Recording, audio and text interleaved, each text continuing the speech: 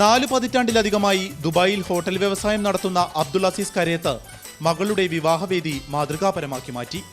ആ വിവാഹത്തിൽ സന്തോഷിച്ചത് പങ്കുചേർന്നവർ മാത്രമായിരുന്നില്ല, രോഗം തിന്ന് വേദനിക്കുന്നവരെ സഹായിക്കാൻ കാണിച്ച മനസ്സിനെ അംഗീകരിക്കുന്ന എല്ലാവരുമായിരുന്നു.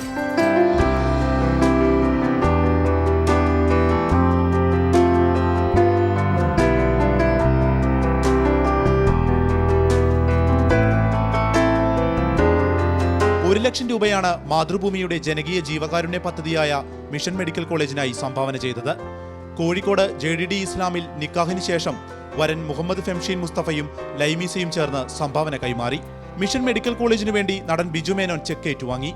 ലൈമീസയുടെ മാതാവ് മറിയം, മറ്റു കുടുംബാംഗങ്ങളെല്ലാം ഏറെ നന്മ നിറഞ്ഞ ചടങ്ങിന് സാക്ഷികളായി.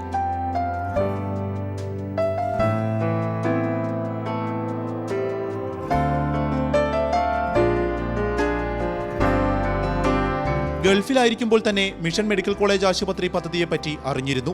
അതിന്റെ പ്രാധാന്യം മനസ്സിലാക്കിയാണ് പങ്കാളിയാവണമെന്ന് തീരുമാനിച്ചത്.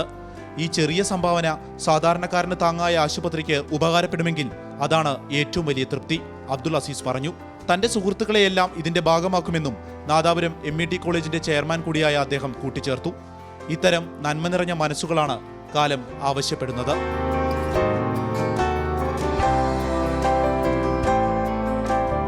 മാതൃഭൂമി ന്യൂസ്, കോഴിക്കോട്.